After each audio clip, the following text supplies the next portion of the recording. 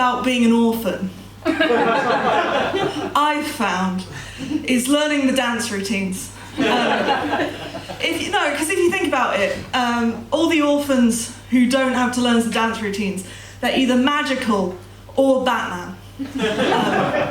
And unfortunately, I have no generational wealth, either magical or material. What I do have is hereditary diabetes, which, ironically, the dancing would help me with. This is a work in progress show. I will be reading some of it for your enjoyment rather than mine, so you don't have to see a woman go, as I try and remember the things I made up, which is frankly embarrassing. So, I myself, I'm not culturally an orphan. I'm not like culturally. I was raised by my grandparents, which is the vibe that you are getting. I'm an only child raised by my grandparents. That's the level of kind of old-fashioned sadness that seems to emanate from me. Everyone knows. So I'm not culturally an orphan, so I don't gatekeep being an orphan. I think anyone can be an orphan if you try hard enough. Through the traditional way or like in other ways. Hang on. Oh yeah, so yeah, I was raised by my grandparents, which is, yeah, the vibe that you're getting. When I was a teenager, I watched a lot of, my comedy taste is exclusively the stuff from the 2000s and stuff from the 1970s and no in between. Like, I was raised on Tumblr and UK TV Gold. That's what I was the only person writing slash fiction about Rani Barker and that twink from Porridge. It's just me on AO3. Easily findable. No, I think like you don't need to have dead parents to be an orphan. You can have a racist dad, or a weird mum, or be Brooklyn Beckham, apparently. We'll welcome him to the fold. It's fine. It sounds mental. Join the club. And there's plenty of people who have incredible orphan talent and still have living, sometimes loving parents. Like Matilda, great example. Not an orphan, has two living parents, but has so much orphan ability she can move things with her mind. A real innovator in the orphan space. We must also consider, and this has broadly not been popular, but I believe it, Keir Starmer. No one idolises their parents that much if they didn't die young and horribly. I've never met another person be so proud of their parents' menial job unless they were an orphan going, my dad was the best toolmaker in all the land! And there's 11 standing up to some kind of Dark Lord in a children's novel, not written by a transphobe. It's the only time. I think the most famous orphan who isn't actually an orphan is, of course, Tiny Tim from Christmas Carol. Do you think, like, he's got all of the things of a quintessential orphan? He is sickly, he's morally virtuous, he's from the Victorian era, he's got everything you want from an orphan, but still has, like, living, loving parents. And by the end of the novel, Scrooge, who is like a second father to him. And he did not die. Those are the main two things about Tiny Tim. I am none of these things. My name is Gideon J. Gibster, or Giddy Gibster, and I am from the Los Angeles suburb of Ilkeston, Derbyshire. Ilkeston, Derbyshire is classic downtown LA. I grew up on the mean streets in between the scrap metal yard and Big Tesco. It's mean streets. It was like all red brick 1950s council houses is where I grew up. Like front gardens full of junk and burnt out cars. Not burnt out cars, but cars that should have been burnt out for reasons of like taste and public decency. The cars were either incredibly dog shit or suspiciously nice, is the vibe of my neighborhood growing up. Like lots of like very nice BMWs with tinted windows, and no one went near them. They were a bit suspicious. When the men who drove them catcalled you, they were more polite about it. When you're like 13 and in your school uniform, they were more polite and respectful with the way they catcalled you, but in a way that was worse, or at least more sinister. I know, we all know who we're talking about, who drives those cars. Vampires. Who else is driving tinted window cars in the Los Angeles suburb of Ilkeston, Derbyshire? It's clearly vampires. Growing up, vampires patrolled the streets of where I lived.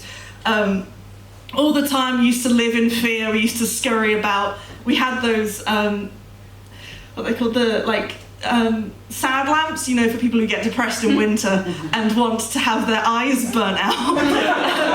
Has anyone else in here bought a sad lamp and used it twice and gone like, fuck? I don't know where you're supposed to point them. You're supposed to have them in your face while you're working, and I don't know about you, but I don't work directly in front of the sun in the rest of the year. This is not part of the show. So it's what the work in progress is for.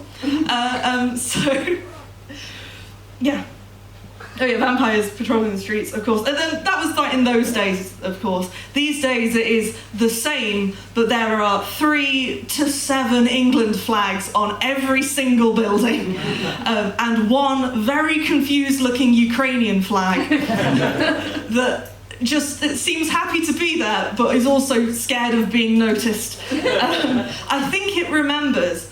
But I think it might have a sense memory of all the leave signs from when like Brexit happened. My entire neighbourhood was just covered in leave signs. Everyone had one, except for me. I had like a little Remain sticker in my bedroom window, which didn't work.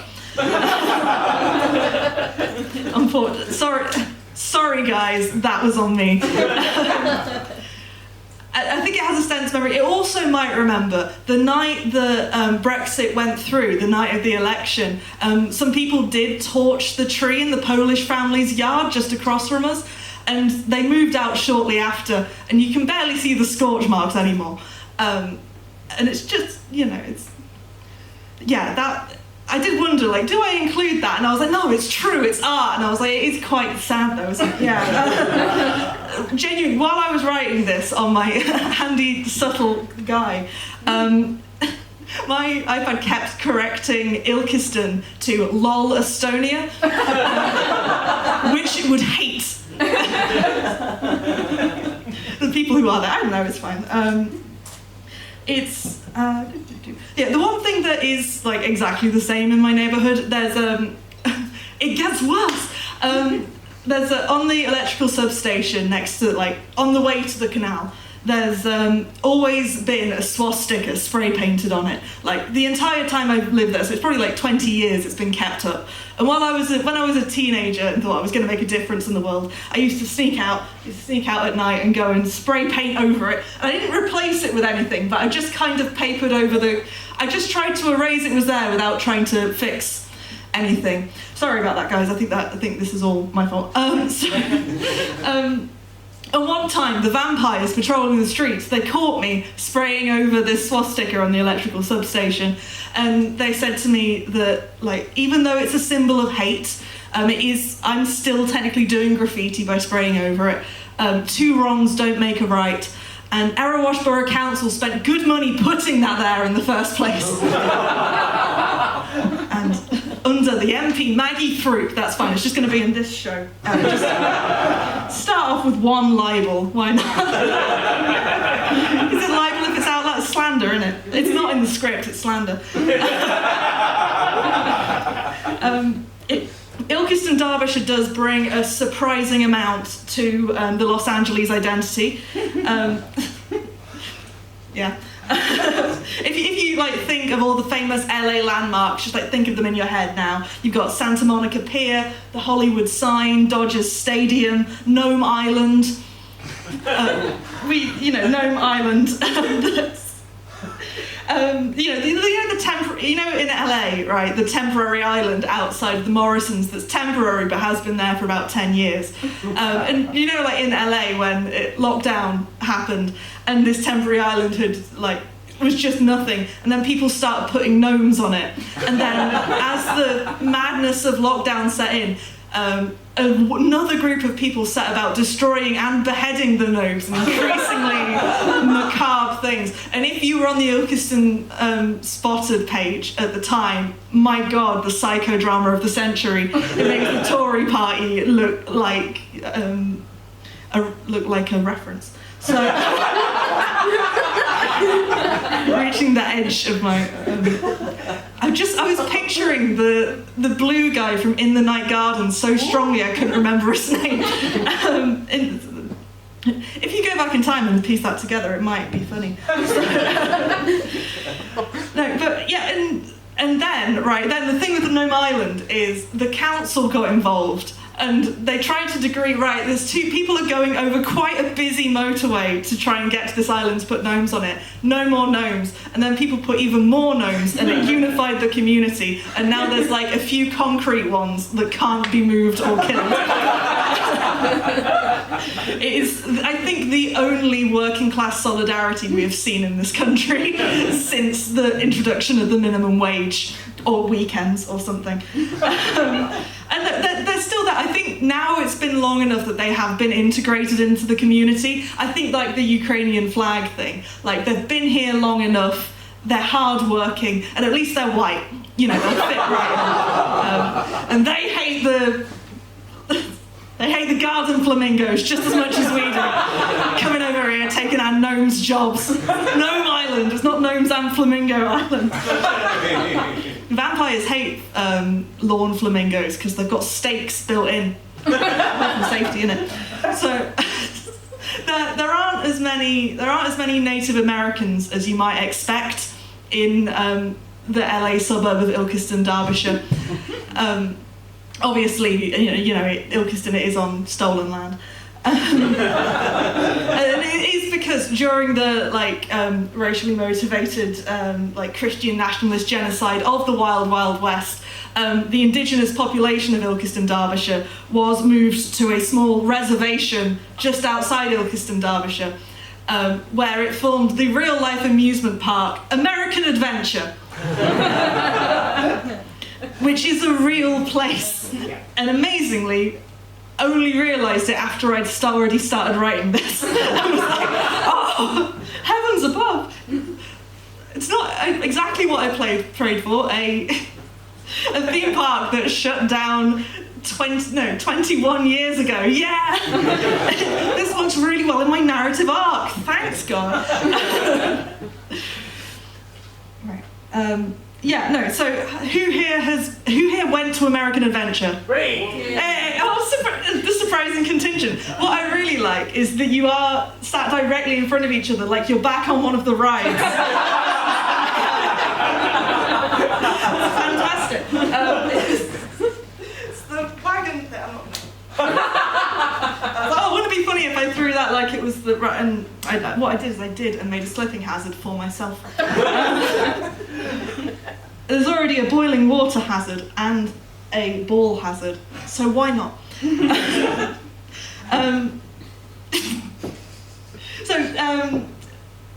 You might think it's strange that they decided to build an American-themed theme park in a suburb of Los Angeles, one of America's biggest cities. You think they would know what the American experience is like, but no, kids from all of the Los Angeles boroughs, Hena, Ripley, Beverly Hills, they all came to American Adventure and they went on rides such as... Look, it shut down when I was 6. I'm allowed to not... Rides like Buffalo Stampede. Woo. Whoa. I thought you might remember, never mind. I don't, so it's rude of me to expect you to, I do apologise. Nightmare Niagara and the hauntingly named post 9/11 ride, The Missile, which was introduced like 3 months afterwards in what must be an organisational coincidence, but is harrowing. And it did reasonably well until obviously it shut down in like 2004. Its only competition, to be fair, was the unguarded entrance to the mine that Thatcher shut down in the 80s. Which we've all been in one, at least once, right on a dare. You go like 8 foot in and then go, ah! And see if anyone rescues you, and then they don't, so you just have to come out and go, oh, it's fine, actually. This is my horrible childhood, I'm having flashbacks. Yeah. So as I said, I'm from Ilkeston, Derbyshire. That is where that's where I began my training to become the world's greatest sportsman. Give me a cheer if you like sports. Yay! Hey, give me a cheer if you don't like sports. Yay! You're the same people. To be fair, like my partner really likes rugby. I grew up in a football family. I haven't met anyone who hates sport as much as people whose team has just lost. You know, it's like Doctor Who fans. Like I've never met a Doctor Who fan who hate. There's no one who hates Doctor Who more than a Doctor Who fan. You know. Cool. So this is. Look, I'm off book. I'm trying. So I've spent my life trained to be the world's greatest sportsman. I'm very inspired by the Vampire Sports League of LA, the Trans Los Angeles Clove Trotters. I'm very inspired by them, and everything they've achieved, they're like the best that's ever been. They're supernaturally fast. They can't die, which helps. And they've got a lot of money to bribe the people who run the sports. And also their opposition keep on disappearing mysteriously, and no one knows anything about it, but I'm sure it's fine. But I'm a big fan of theirs, and they've really inspired me to compete. Not many people in the Los Angeles suburb of Ilkeston, Derbyshire, they weren't really into sport, they're mainly into growing up in that working class environment. It's very insular. You're expected to go to school, do your GCSEs, do your A-levels, go and do an art degree. And I didn't want to do any of that. I didn't want to do any of that pretentious nonsense. I just wanted to do sport. So I've been training since 12 to be the world's greatest sportsman. I do sports all the time. I've trained sports every day. I know all of the rules of the sports. At this point, I collect the various things that, at this point, I reach into the bucket I don't have to reach the sports that I haven't collected from you. So we're going to do that while we could do.